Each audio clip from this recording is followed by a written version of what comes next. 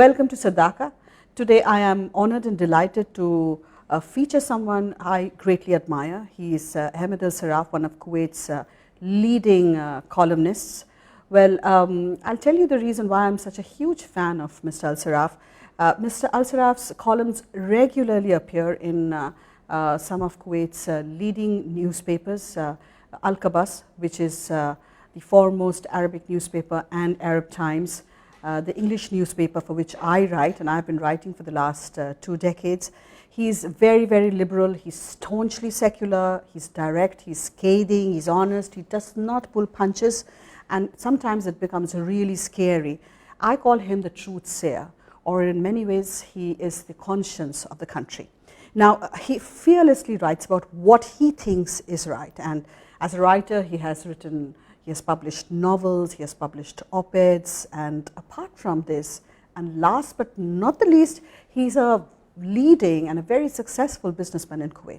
His association with India is a long one, and it has evolved in different ways, and because he's a writer and he's a thinker, therefore his take on this on Indo-Kuwait relationship is going to be very interesting to listen to. Welcome to Sadaaqa, Mr. Ahmed Al Sarraf. It's such an honor and a pleasure to have you here. Our audience needs, you need no introduction in Kuwait. I mean, I have Kuwaiti friends who swear by you and who are such admirers of your work. Thank you so much for giving us time. Thank you for having me. Thank you very much. Mr. Al Sarraf, I do want to ask you this, and I know I've asked you this before for radio, that how is it that a successful businessman, usually businessmen are busy making money, and here you are writing about things which are, which one would stay away from. So how did you, a successful businessman, become such a popular columnist? How did that happen? Does it go back to your childhood? Yes, Okay. Partially, because I was born in a house where it was full of books. So I was reading since I was 9 years old. I was heavily involved, not only in reading, also in school. I was very good in writing essays and comprehensions and things like this, composition. Actually, what happens is, it's the success or the appreciation that I received over my writing. When I write an article, and I was lucky enough that somebody comes and says, that was a good article. You like that? Yeah, without hearing those things, yes. maybe I would have discontinued writing. I understand, yes. So it was something like this. It was something beyond my appreciation, the appreciation, the recommendation. Why don't you write about this issue and that issue? It was a good, that encouraged me to write. That impetus, yes. And one thing which I'm proud of, and maybe I'm not very proud of, but that I'm the only businessman in the history of Kuwait who kept on writing for such a long time on daily basis. Most of the writers, the good ones, and all of them are better than me, were lawyers.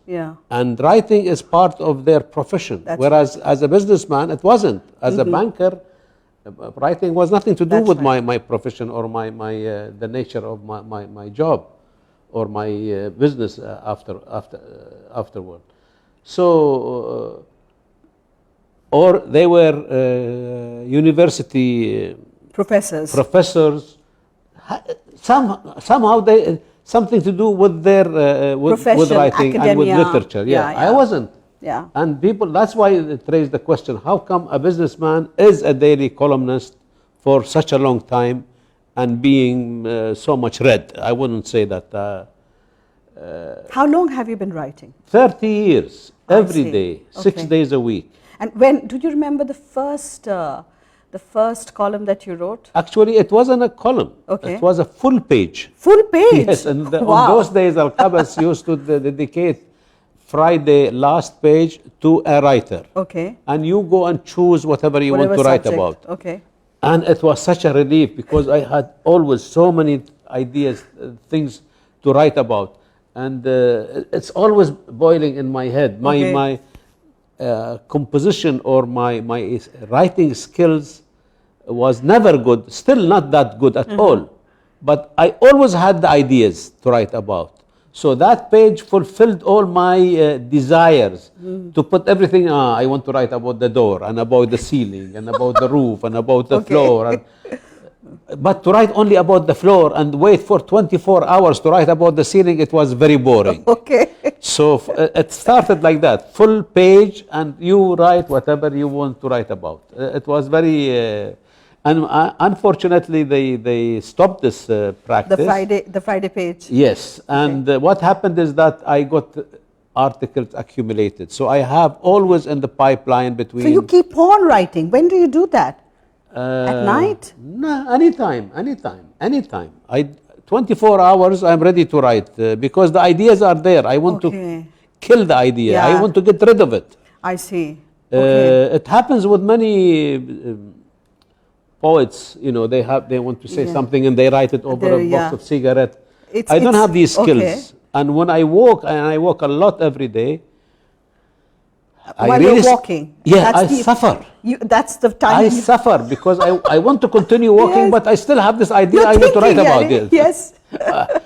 If I don't write about it, I will forget it. It's very good. I think this sentence is good. I wrote that article. I must go and change that paragraph. I think I should replace it with the...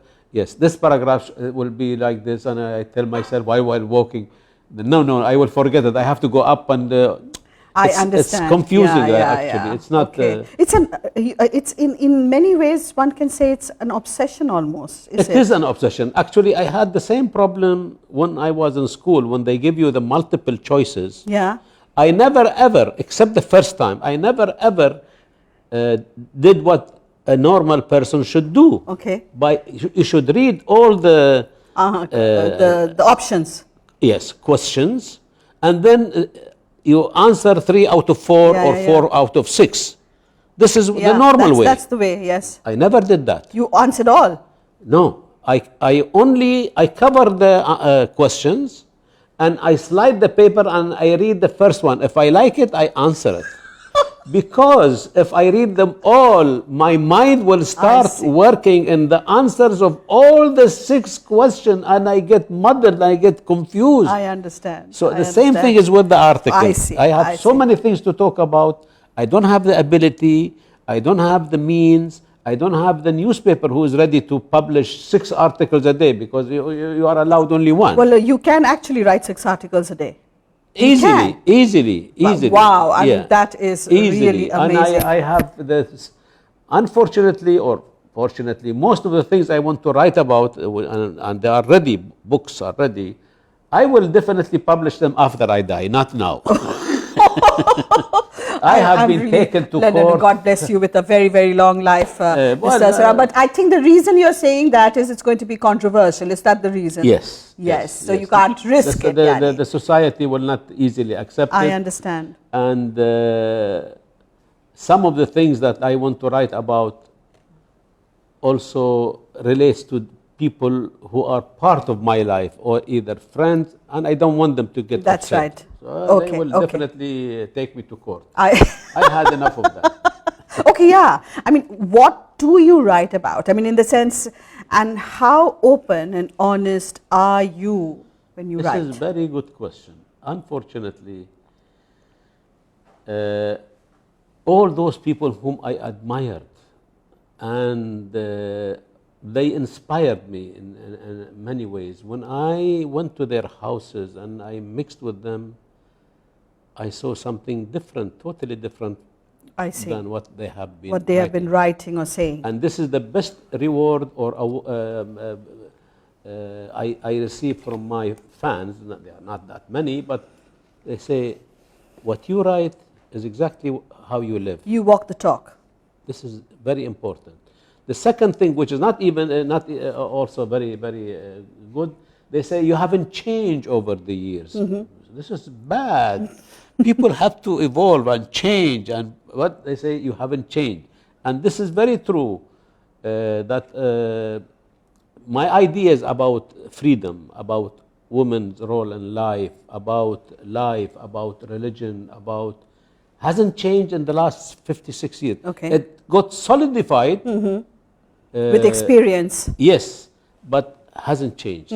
My only experience in changing my thoughts 180 degrees was in believing in certain political characters. I was totally wrong, be it individual or business opportunities or.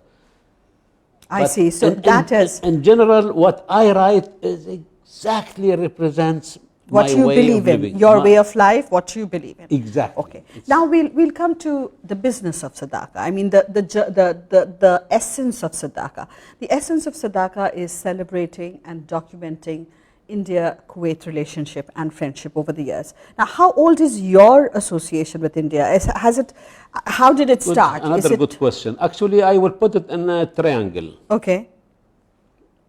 Teacher, Indian, colleagues in the bank, Indians, partners in my business, Indians. Okay. So all my partners, 5 of them, we established this company. 5 of them were Indians. Unfortunately, 3 passed away. Over the years, we are still partners. With their inheritance became with us. They never left this company. You work, you die. We even bury our employees. We don't leave them alone. So my first encounter was with this teacher when I was 5, 6, 7 years old. And then, as we discussed before, in the bank, I was literally pampered by Indians for some reason. I was the only Kuwaiti there. Why were you the only Kuwaiti in the bank? Nobody wanted to work in a private sector because in those days. Sorry. Of course, even now I think nobody wants to work in the private sector. It was worse. Yeah.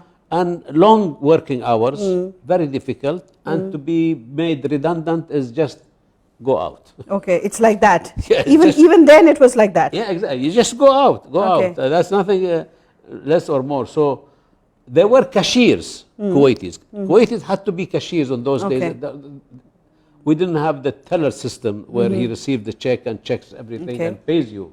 So the cashiers were only cashiers. He joins the bank, stays there for 30 years and leaves as a cashier. I see. But as a banker, a banker who does banking work, I was the first Kuwaiti and the only one for a long time. Many came and left because it was very hard. So can I say, I'm sorry to interrupt you here, can I say that you were the first Kuwaiti banker? No, in Gulf Bank I was in Gulf Bank. Yeah, in Gulf there Bank. were many Kuwaitis before me and they did very well. Probably those Kuwaitis who left, now I can think of the reason that they didn't have the good bond or friendship with the Indian. I see. As much as I had. You think that would be a reason why they may have left? It always worked in their favor if they were good with their... Maybe because that environment was either you are mixed with Arabs, there were few, Indians, there were majority, and they were doing all the skilled jobs that required a lot of skills. So if you are not good friend with these people, or you don't want to mix or mingle with them, you feel strange, or you feel you are an outsider. You want to go to a place where you feel more more at ease. Home, more at ease. Home. I was at home with these boys. Okay. And they took me to their houses. They took me to their families. I ate their food, and it was something different. I still remember Baladaris and Ramchandra, Dino, Shirgaonkar. I remember all their names and their faces. How long would this be? When did this happen? In you joining 64, 1964. And I left 1980. So in 1980. Yeah. You rose through the ranks. I mean, you joined as a junior employee and you retired as a director, member of the board, I think. No, then after I quit, I went back to be a member of the board because I always used to join to participate in board meetings as an employee. Okay. I always wanted to be on the other side of this meeting room. Directors this side and employees this side. I want to be in that seat to see what it looks like. I realized it wasn't me. Okay, it wasn't you. No, it wasn't me. Because maybe it's not fair to say that, but I will say it, that if you don't want to utilize or benefit legally or illegally from your post as a member of the board, then you are not supposed to be there. I see. Okay, Yeah. I get your point. It wasn't my cup of tea, and I quit after 2 years in the bank. I resigned from my board of membership. I see. But while I was in the bank, Yeah. yes, I reached the top of the top. You reached the top. Yes. As I said, you rose through the Yes. ranks. And in those days, in the 1960s, there were a lot of expats in Kuwait, including from As South usual, Asia. As always. And this teacher that you mentioned, I mean, were there Indian teachers teaching Kuwaiti children? No, that was a private tutor. Private my father, because my father, as I mentioned before probably, he was into importing food stuff and selling. So to import food stuff, you need to have correspondence with foreign companies. You need to fill in the application for letter of credit, amendments. All correspondence with the banks were in English. So he was always always wanted to learn this beautiful language. The word just always made him feel happy. Say, just this, just that. Okay. Always scribbling on the paper English words. So he couldn't do it. So he thought that, let me get someone for my son who can my do son it. to do that. So he brought me a tutor, private tutor at home to teach me English. He never succeeded, nevertheless, but that was his dream. Okay. And so, when did you visit India? I mean, I know that, and I also wanted to, before we even come to this question, about your partners. I mean, so when you opened your own company, you started off with Indian partners? No, actually, that was another nice coincidence in my life. After I quit the banking, and I decided, my family and I decided to go and live in the United States, because we have many reasons. Among them is that we have a handicapped child, our eldest one, and this boy is classified as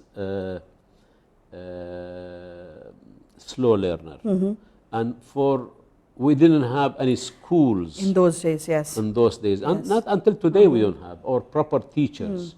So we thought we should go to the States and give him proper education, and maybe if we like it, we continue living there. It didn't work out, so we went to Britain, and we stayed there, and it was very good, 7 years in the States. After I came back for many reasons, we don't need to talk about that, them. yes. I came back to Kuwait, and I said, what should I start? I went to a Lebanese friend, and I was sitting with them. I said, what are those two Indians are doing there? He said, this is the only thing that attracts your eyes? I said, yes. He had so many things, and hundreds of millions of dinars and clothes and uniforms and shoes and this, and he had contracts with the ministries. Only these two Indians. What these are doing? He said, these two boys are in charge of importing and supplying materials to the Ministry of Health and Ministry of Defense. I said, call them. One of them was Buhri, a very nice man. Both were very nice. And Jatinder Kumar, you can guess from his name. And we sat together and we started talking. He said, why don't we start a company? Do what you are doing now, we will start a company. They said they didn't have the money. I said, don't worry about the money. So we started a company, and just flourished. It flourished. It was the best point was after liberation. I came back to Kuwait,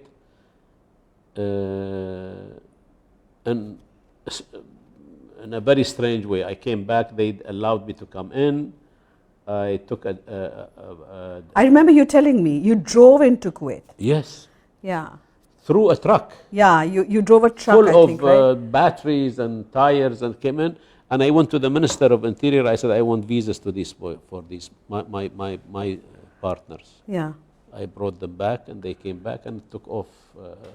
What have you, I mean, from your Indian partners, what is your experience of working with them? What did you get from them? The best answer is when you are with them, you are relaxed. I see. Because they take care of everything. You are relaxed, you know, and when valuing, from my experience, when you valuing your employees or valuing anybody who works with you, there are many things, you know, said general appearance, attitude, behavior. But the most important thing is how much attention he requires. The less he requires, the better he is. I see. You can leave them alone, yani. Exactly. So they need minimum attention. Minimum supervision. Yeah, exactly. Do this. Yeah, it's you done. know that it will be done It will the be way done. you want, you explained it, or the way you wanted it, or the way it is beneficial for both of us. I see. This is very important. Yeah. So with them, I felt very relaxed. You do your job, I do my job, no interference.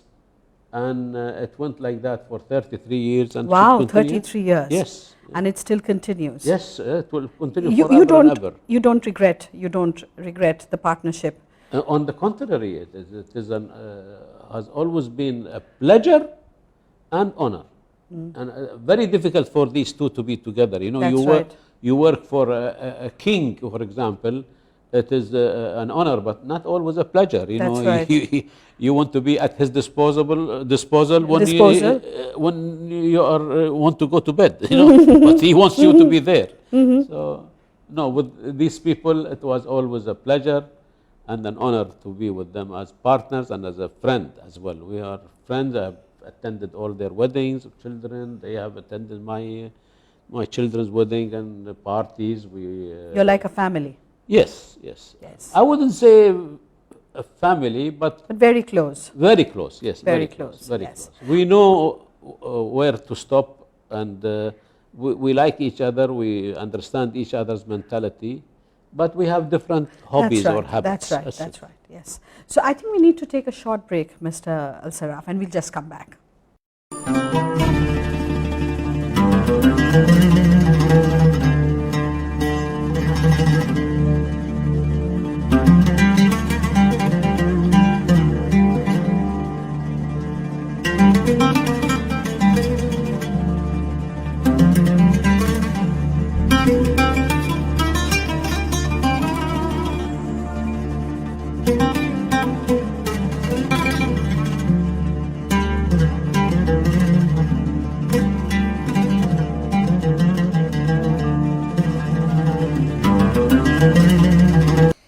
Welcome back to Sadaaqa. We are speaking to Mr. Ahmed Al Sarraf, and Mr. Al Sarraf, I wanted to ask you, when did you first visit India?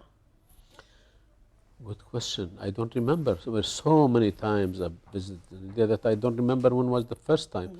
But it wasn't many years ago. I think it was the year we took the Palace on Wheel. Ah, that was my God, yes. That's a great way to get introduced to the country. It was a beautiful experience, and we have seen things in 14 days that it would have taken us a year to cover, let alone to know. And so the food was very good, the service was excellent, the places we saw were amazing. This was Rajasthan, right? Rajasthan, mainly in Rajasthan, starting from Delhi or Bombay, and you end up in Delhi. No, it was in Delhi. It was in Delhi. Yeah. Yes, and it was a beautiful trip. We still remember it. The guy who used to serve us in our car, I think his name was Kumar. He became a good friend. With every night we sit together and we talk. And I used to ask him, Kumar, who's your God? And he used to say, no, don't tell me that. Don't ask me that, sir. I said, no, I will tell you about my God. You tell me about your God. And that was the first encounter with Indian culture. This guy, he showed us a picture of something, and to me it meant nothing. But to him it was something that he was proud of. He said, you will laugh at, but this makes me happy. Even when you laugh at my God, for me it is okay. And this was a shock, that you show somebody And this is part of the culture that I love about India, that no matter what, they accept your opinion or your point of view. The tolerance they have. I don't know if we have time to tell you about my experience with India. No, you have to. I do want to ask you here, what are the similarities between the two cultures? Big. Okay. No tolerance when it comes to many issues in this part of the world. And with India... No, the similarities. No similarities. There are no similarities? No similarities. Of course there are similarities in certain things, but the fundamental things, no similarities. Okay. The similarities in language, there are so many words that are common in Indian and in the food. Arabic.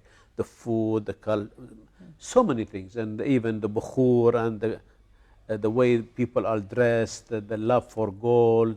All these things are there. The cultural things. Yeah, but I don't really, these don't attract me as much as the word tolerance. Okay. Yeah, I remember when I was in, it's a very long story, but no, you must tell me, yes. We will skip it. We'll skip it, it's a very long story, you can't shorten it for us? Actually, the beauty of it is in the details. In Okay. this. I was on Qatari Airways, first flight, and the hostess came to me with the complimentary juice, traveling from Kuwait, flying from Kuwait to...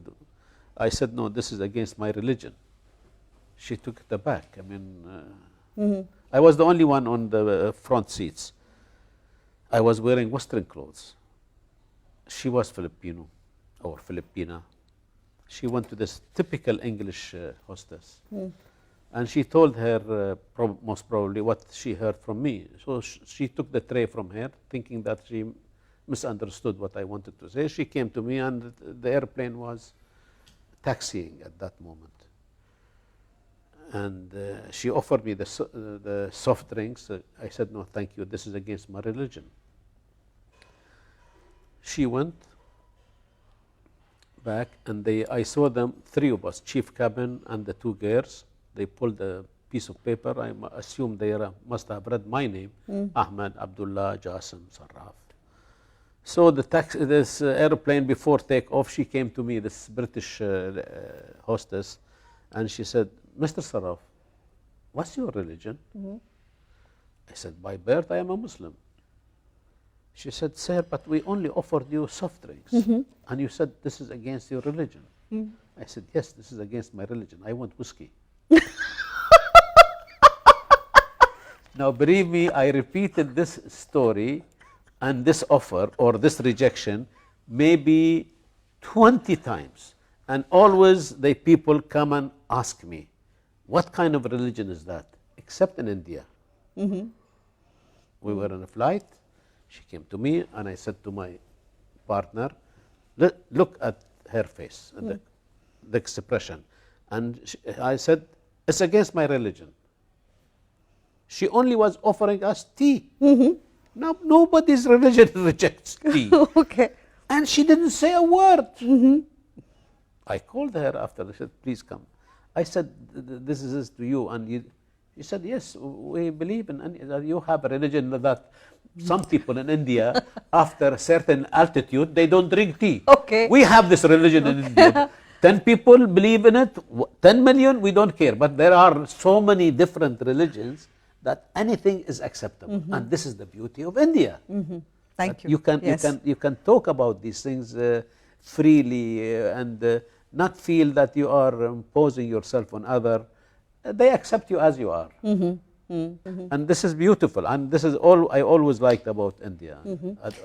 Okay, so going back, I mean, which are the places that you have, I know you've been there so many times, but which are the places you really like to visit? Yeah, being a modern person, I think I like places like anybody else, like Bombay, bustling, or New Delhi, or Rajasthan, but I really like the places where they have spas. Spas. The spa, and I don't like this massage. Okay. I tried massage with my wife maybe hundreds of times, and they always go, oh, nice. I don't find anything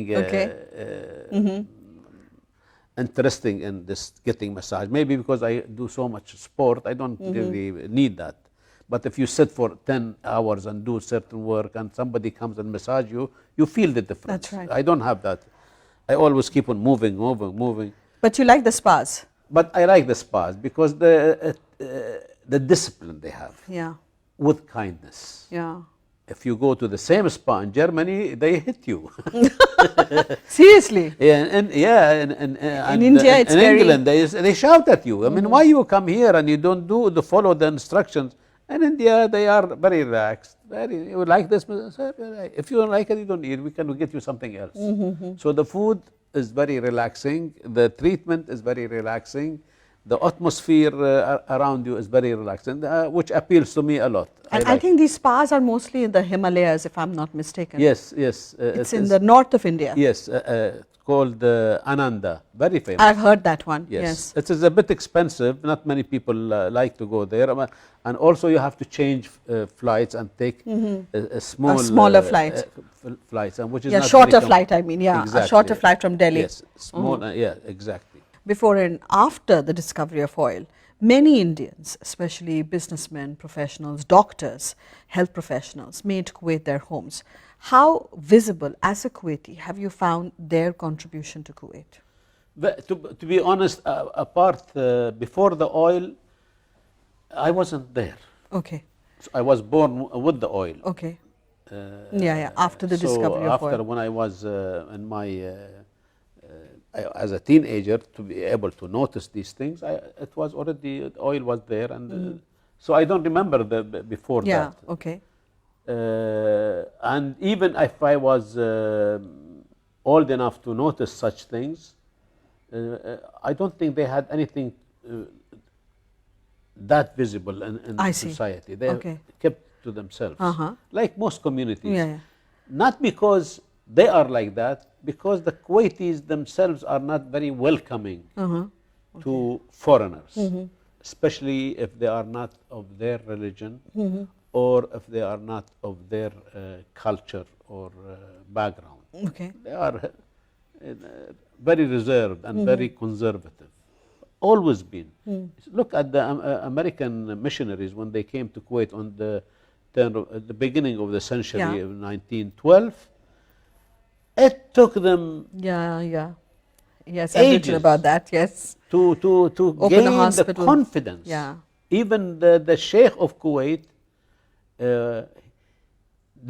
he was not feeling well. He sent one of his servants to be treated. When he got the right treatment, he said, good. So, you make... like a guinea pig. Exactly. I don't want to... So, it was, the mistrust was always there. Foreigners, it is part of the culture in any desert. Okay. That you do not trust a foreigner or a stranger. Okay. He's not a foreigner, he's a stranger. And that's why in Islam, or not in Islam, it's before Islam, when you are in the desert and you want to say peace, you raise your both hands up. Why? Away from your sword, that you don't mean to pull the sword and fight. I see. So he said, Allahu Akbar, Salaamu Alaikum, and Salaamu Alaikum. So this is a sign that you don't mean bad. Okay. You mean good. And not to trust a stranger is part of the culture of the desert. I see. So they must have carried it with them when they moved to the town and they became urban and civilized or semi-civilized. They had that in the back of their mind. Yeah, but the hospitals and the essential services did have a considerable number of all the nurses, nursing staff. They were all Indians.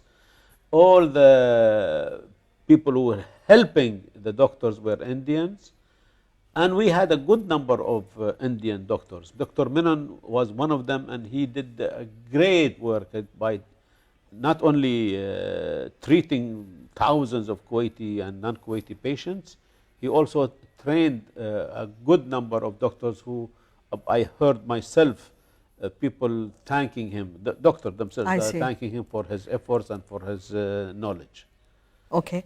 So if I were to ask you that in recent years, how have you seen this relationship between the two countries evolve? You know, how has it? It was always a relaxing relationship. Okay. There isn't much you can say about that. We hardly, I don't remember ever that we had a bad relationship with India. It was always, even despite the fact that sometimes there is a little here, it's always khali wali. Yeah. Our relation with Egypt, England, and India was always excellent and very relaxing. Okay. Despite all the turbulences here. That's going on in the world. Yes. Yes. Very interesting. Yeah, but in recent years there has been an anti-expatriate rhetoric in the country for many reasons, and perhaps in many ways, because I am a writer as well as a person who strongly loves Kuwait and who's tried to immerse herself in the culture and history of the place, that I find this very negating of those hundreds and thousands of people who come here and they spend most of their lives working so hard for not only for themselves but for bettering the country. So I mean, whether it is the Oberois, the Handas or the Lambas who I have featured on Sadaaqa, people you can say who've made a lot of money, and but they've worked very, very hard to reach where they have reached today, and one can't take that away from them. They build a company for like 50 years, 60 years, and then one day, you just have to leave everything and go. Yes.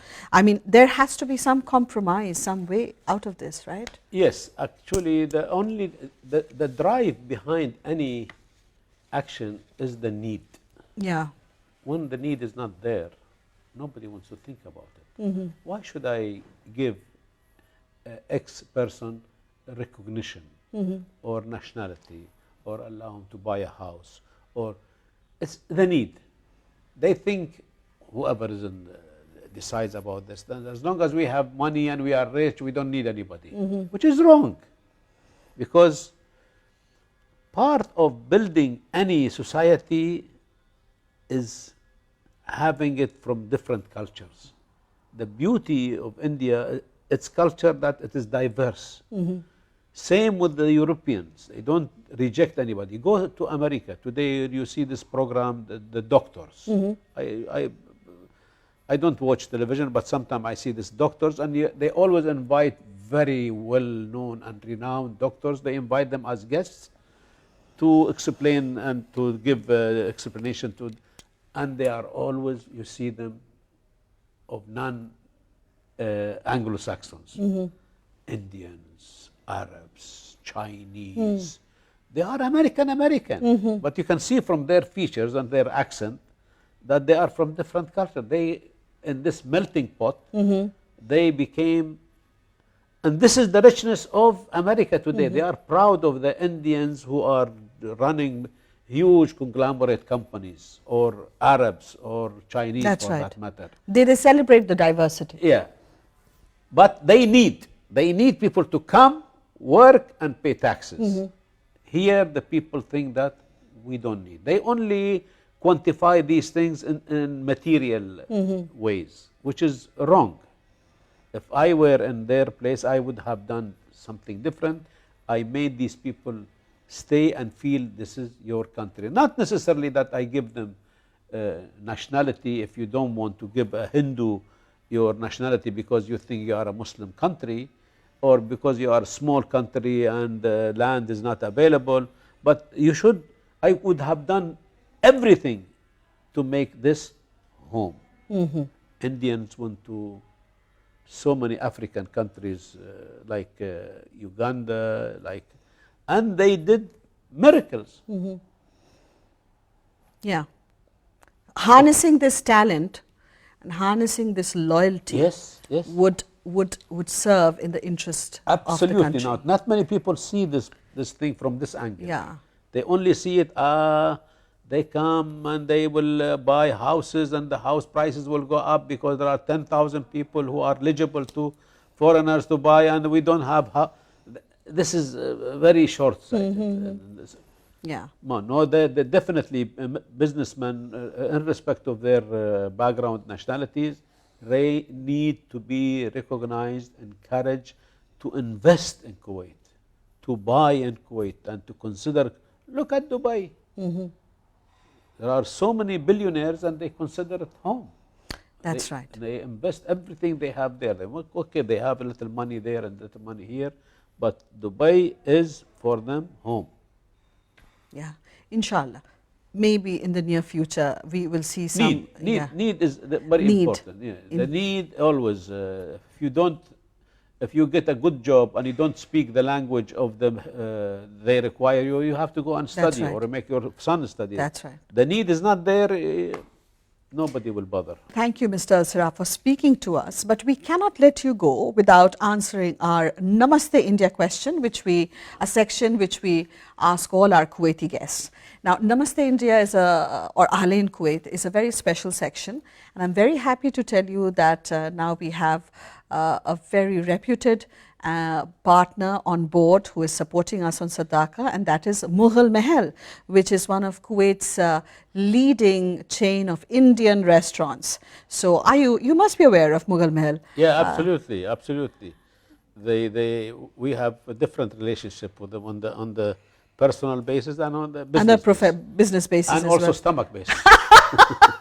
And also stomach basis, nobody knows that better than us. Absolutely. So Mughal Mahal has given this very, very beautiful gift card of worth 50 KD, which you can use yourself or gift someone. It's in different denominations. You can use it in any of the restaurants, and they have quite a few here in Kuwait. Quite a few. And it's one of the most popular Indian restaurants. I know we are customers. Personally I'm a customer. So my first question on Namaste India to you is your favorite place in India and why? Again, Rajasthan, and because it is so diverse and so big, and I feel there I am almost in Kuwait. Oh, really? Yeah. That's what you feel? Yes. Because of the desert, you mean? Okay, okay. The Indian word or phrase you like the most? Acha. What is this? I remember Sheikh Aswad also said that, didn't she? Acha. I like that it will be done. Acha. Yeah. So that's yes. That's a yes. Are you coming tonight? Acha. Don't forget Acha. Okay. The Indian tradition you like the most? Indian tradition, wedding. Wedding? Wedding, yes. You enjoyed a wedding, Yeah, I enjoyed it. It is very long. Yes. Sometimes it's boring. Yeah. But very colorful. Very colorful. Very colorful. Yeah. Music, the dance, the ceremonies go back and forth. I like that. Yes. And I've seen quite a few. You have seen quite a few Indian weddings. Yes. Okay. 2 inspiring Indians and why they inspire you? You mean international characters? Yes, yes. Everybody would say Gandhi, this, that, Nehru. No, I would say Michael Valadares. Okay. And Dinu Shargaonkar. One of them passed away. They were my colleague. They were my managers, actually. I see. Bank. Then I became their managers afterwards. I see.